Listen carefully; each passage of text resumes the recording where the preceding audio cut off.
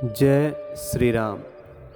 भक्तजनों, आज हम जानेंगे कि इस सृष्टि पर रामायण की रचना किस हेतु की गई। एक बार तपस्वी वाल्मीकि जी ने तपस्या और स्वाध्याय में लगे हुए विद्वानों में श्रेष्ठ मुनिवर नारद जी से पूछा, मुनि, इस समय संसार में गुणवान, वीर्यवान, धर्मज्ञ, उपकार मानने वाला, सत्यवक्ता और दृढ़ प्रतिज्ञ कौन है?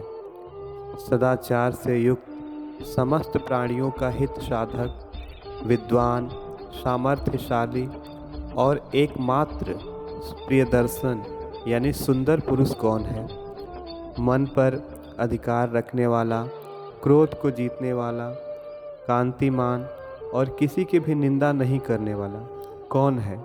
तथा संग्राम में कुपित होने पर किससे देवता भी डरते हैं? महर्षि, मैं यह सुनना चाहता हूँ कि इसके लिए मुझे बड़ी उत्सुकता है और आप ऐसे पुरुष को जानने में समर्थ हैं, तो बताएं कि वह व्यक्ति कौन है। महर्षि वाल्मीकि के इस वचन को सुनकर तीनों लोकों का ज्ञान रखने वाले नारद जी ने उन्हें संबोधित करके कहा, अच्छा सुनिए। और फिर प्रसन्नतापूर्वक बोले, मुनि, आपने जिन बहुत से दुर्लभ गुणों का वर्णन किया है, उनसे युक्त पुरुष को मैं विचार करके कहता हूँ, आप सुनिए। इक्ष्वाकु वंश में उत्पन्न एक ऐसे पुरुष हैं जो लोगों में राम नाम से प्रसिद्ध हैं। वे ही मन को वश में रखने वाले, महाबलवान, कांतिमान, धैर्यवान और जितेंद्रिय हैं। वे बुद्धिमान, नीतिज्ञ, वक्ता, शोभायमान तथा शत्रु संहारक हैं। उनके कंधे मोटे और भुजाएं बड़ी बड़ी हैं। ग्रीवा यानी गर्दन शंख के समान और ठोड़ी मांसल है।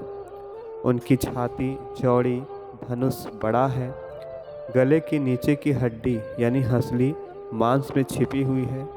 वे शत्रुओं का दमन करने वाले हैं। भुजाएं घुटने तक लंबी हैं। मस्तक सुंदर है, ललाट भव्य और चाल मनोहर है। उनका शरीर मध्यम और सुडौल है। देह का रंग चिकना है। वे बड़े प्रतापी हैं। उनका वक्षस्थल भरा हुआ है। आँखें बड़ी बड़ी हैं। वे शोभायमान, शुभ लक्षणों से संपन्न हैं। धर्म के ज्ञाता हैं, सत्य प्रतिज्ञ तथा प्रजा के हित साधन में लगे रहने वाले हैं। वे यशस्वी, ज्ञानी, पवित्र, जितेंद्रिय और मन को एकाग्र रखने वाले हैं। प्रजापति के समान पालक, श्री संपन्न, वैरी विध्वंसक और जीवों तथा धर्म के रक्षक हैं। स्वधर्म और स्वजनों के पालक, वेद वेदांगों के तत्ववेत्ता तथा धनुर्वेद में प्रवीण हैं। वे अखिल शास्त्रों के तत्वज्ञ, स्मरण शक्ति से युक्त और प्रतिभा संपन्न हैं। अच्छे विचार और उदार हृदय वाले हैं वे। श्री रामचंद्र जी बात करने में चतुर तथा समस्त लोगों के प्रिय हैं। जैसे नदियाँ समुद्र में मिलती हैं, उसी प्रकार सदा राम से साधु पुरुष मिलते रहते हैं। वे आर्य एवं सब में समान भाव रखने वाले। उनका दर्शन सदा ही प्रिय मालूम होता है। संपूर्ण गुणों से युक्त वे श्री रामचंद्र जी अपनी माता कौशल्या के आनंद बढ़ाने वाले हैं। गंभीरता में समुद्र और धैर्य में हिमालय के समान हैं। वे विष्णु भगवान के समान बलवान हैं। उनका दर्शन चंद्रमा के समान मनोहर प्रतीत होता है। वे क्रोध में कालाग्नि के समान और क्षमा में पृथ्वी के समान हैं। त्याग में कुबेर और सत्य में द्वितीय धर्मराज के समान हैं। देवर्षि नारद जी के इन वचनों को सुनकर वाणी विशारद धर्मात्मा ऋषि वाल्मीकि ने अपने शिष्यों सहित उन महामुनि का पूजन किया। वाल्मीकि जी से यथावत सम्मानित हो देवर्षि नारद जी जाने के लिए उनसे आज्ञा मांगी और उनसे अनुमति मिल जाने पर वे आकाश मार्ग से चले गए। उनके देवलोक पधारने के 2 घड़ी बाद वाल्मीकि जी तमसा नदी के तट पे गए, जो गंगा जी से अधिक दूर नहीं था। तमसा के तट पर पहुंचकर वहां के घाट को कीचड़ से रहित देखकर मुनि ने अपने पास खड़े हुए शिष्य से कहा, भरद्वाज, देखो, यहाँ का घाट बड़ा सुंदर है। इसमें कीचड़ का नामो निशान नहीं है। यहाँ का जल वैसा ही है जैसे सत्पुरुष का मन होता है। तात, यहीं कलश रख दो और मुझे मेरा वलकल दो। मैं तमसा के इसी उत्तम तीर्थ में स्नान करूँगा। महात्मा वाल्मीकि के ऐसा कहने पर नियम परायण शिष्य भरद्वाज ने अपने गुरु मुनिवर वाल्मीकि को वलकल वस्त्र दिया। शिष्य के हाथ से वलकर लेकर वे जितेंद्रिय मुनि वहाँ के विशाल वन की शोभा देखते हुए सब ओर विचरने लगे। उनके पास ही क्रौच पक्षियों का एक जोड़ा, जो कभी एक दूसरे से अलग नहीं होता था, घूम रहा था। वे दोनों पक्षी बड़ी मधुर बोली बोलते थे। भगवान वाल्मीकि ने पक्षियों के उस जोड़े को वहाँ देखा। उसी समय एक पापपूर्ण विचार रखने वाले निषाद ने, जो समस्त जंतुओं का बिना वजह ही शत्रु था, वहाँ आकर पक्षियों के उस जोड़े में से एक नर पक्षी को मुनि के देखते देखते बाण से मार डाला। वह पक्षी खून से लथपथ होकर पृथ्वी पर गिर पड़ा और पंख फड़फड़ाता हुआ तड़पने लगा। अपने पति की हत्या हुई देखकर उसकी भार्या यानी पत्नी क्रौची ने करुणाजनक स्वर में चित्कार किया। उत्तम पंखों से युक्त वह पक्षी सदा अपने भार्या के साथ साथ विचरता था। उसके मस्तक का रंग तांबे के समान लाल था और वह काम से मतवाला हो गया था। ऐसे पति से वियुक्त होकर क्रौची बड़े दुख से रो रही थी। निषाद ने जिसे मार गिराया, उस नर पक्षी की वह दुर्दशा देख उन धर्मात्मा ऋषि को बड़ी दया आई।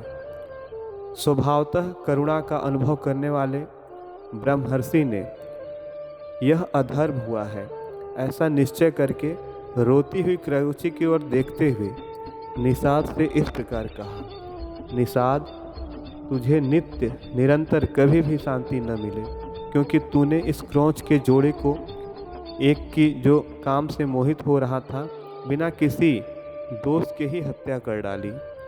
ऐसा कहकर जब उन्होंने इस पर विचार किया, तब उनके मन में यह चिंता हुई कि आह, इस पक्षी के शोक से पीड़ित होकर मैंने यह क्या कह डाला।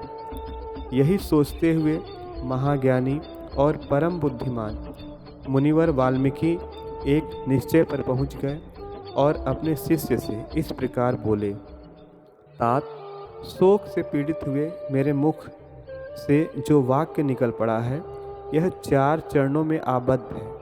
इसके प्रत्येक चरण में बराबर बराबर यानी 8-8 अक्षर हैं और इसे वीणा के लय पर गाया भी जा सकता है। अतः मेरा यह वचन श्लोक स्वरूप होगा, अन्यथा नहीं। मुनि की यह बात सुनकर उनके शिष्य भरद्वाज को बड़ी प्रसन्नता हुई। उसने उनका समर्थन करते हुए कहा, हाँ, आपका यह वाक्य श्लोक रूप ही होना चाहिए। शिष्य के इस कथन से मुनि को विशेष संतोष हुआ। तत्पश्चात उन्होंने उत्तम तीर्थों में विधिपूर्वक स्नान किया और उसी विषय का विचार करते हुए वे आश्रम की ओर लौट पड़े। फिर उनका विनीत एवं शास्त्रज्ञ शिष्य भरद्वाज भी जल से भरा हुआ कलश लेकर गुरु जी के पीछे पीछे चल पड़ा। शिष्य के साथ आश्रम पहुंचकर उन धर्मात्मा ऋषि वाल्मीकि जी आसन पर बैठे और दूसरी बातें करने लगे। फिर भी उनका ध्यान उस श्लोक की ओर ही लगा था। इतने में ही अखिल विश्व की सृष्टि करने वाले सर्वसमर्थ महातेजस्वी चतुर्मुख ब्रह्मा जी मुनिवर वाल्मीकि से मिलने के लिए स्वयं उनके आश्रम पर आए। उन्हें देखते ही महर्षि वाल्मीकि सहसा उठकर खड़े हो गए।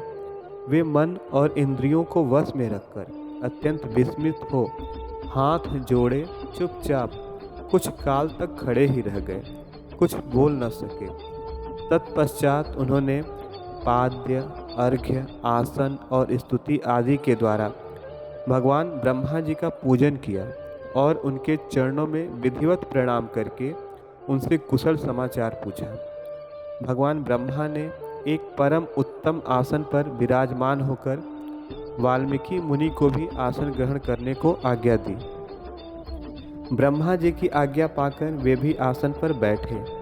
उसी समय साक्षात लोक पितामह ब्रह्मा सामने बैठे हुए तो थे, तो भी वाल्मीकि का मन उस क्रोच पक्षी वाली घटना की ओर ही लगा रहा। वे उसी के विषय में सोचने लगे।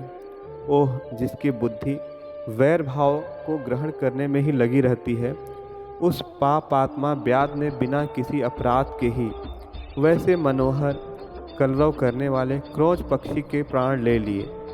यही सोचते सोचते उन्होंने क्रोची के आर्तनाद को सुनकर निषाद को लक्ष्य करके जो श्लोक कहा, उसी को फिर ब्रह्मा जी के सामने दोहराया। उसे दोहराते ही फिर उनके मन में अपने दिए हुए सांप के अनौचित्य का ध्यान आया। तब वे शोक और चिंता में डूब गए। ब्रह्मा जी उनकी मन स्थिति को समझकर हंसने लगे और मुनिवर वाल्मीकि इस प्रकार बोले, ब्राह्मण, तुम्हारे मुंह से निकला हुआ यह छंदोबद्ध वाक्य श्लोक रूप ही होगा। इस विषय में तुम्हें कोई अन्यथा विचार नहीं करना चाहिए। मेरे संकल्प अथवा प्रेरणा से ही तुम्हारे मुंह से ऐसी वाणी निकली है। मुनि श्रेष्ठ, तुम श्री राम के संपूर्ण चरित्र का वर्णन करो। परम बुद्धिमान भगवान श्री राम संसार में सबसे बड़े धर्मात्मा और धीर पुरुष हैं।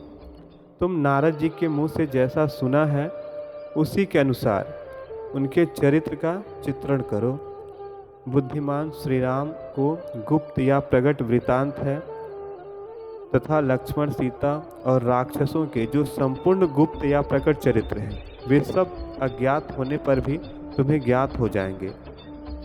इस काव्य में अंकित तुम्हारी कोई भी बात झूठी नहीं होगी। इसलिए तुम श्री राम जी की परम पवित्र एवं मनोरम कथा को श्लोकबद्ध करके लिखो। इस पृथ्वी पर जब तक नदियों और पर्वतों की सत्ता रहेगी, तब तक संसार में रामायण कथा का प्रचार होता रहेगा। जब तक तुम्हारी बनाई हुई श्री राम कथा का लोक में प्रचार रहेगा, तब तक तुम इच्छानुसार ऊपर नीचे तथा मेरे लोकों में निवास करोगे। ऐसा कहकर भगवान ब्रह्मा जी वहीं अंतर्धान हो गए। उनके वहीं अंतर्धान होने से शिष्यों सहित भगवान वाल्मीकि मुनि को बड़ा विस्मय हुआ। तदंतर उनके सभी शिष्य अत्यंत प्रसन्न होकर बार बार इस श्लोक का गान करने लगे तथा परम विस्मित हो परस्पर इस प्रकार कहने लगे, हमारे गुरुदेव महर्षि ने क्रोच पक्षी के दुख से दुखी होकर जिस समान अक्षरों वाले 4 चरणों से युक्त वाक्य का गान किया था, वह तो उनके हृदय का श्लोक किंतु उनकी वाणी द्वारा उच्चारित होकर श्लोक रूप में हो गया। इधर शुद्ध अंतःकरण वाले महर्षि वाल्मीकि के मन में यह विचार हुआ कि मैं ऐसे ही श्लोकों से संपूर्ण रामायण काव्य की रचना करूं। यह सोचकर उदार दृष्टि वाले उन यशस्वी महर्षि ने भगवान श्री रामचंद्र के चरित्र को लेकर हजारों श्लोकों युक्त महाकाव्य की रचना की, जिसमें श्री राम के उदार चरित्रों का प्रतिपादन किया गया। तो रामायण उत्पत्ति की यह कथा आप लोगों को कैसी लगी, हमें ज़रूर बताएं। आगे भी हम इस कथा को विस्तार रूप से जानेंगे। जय श्री राम।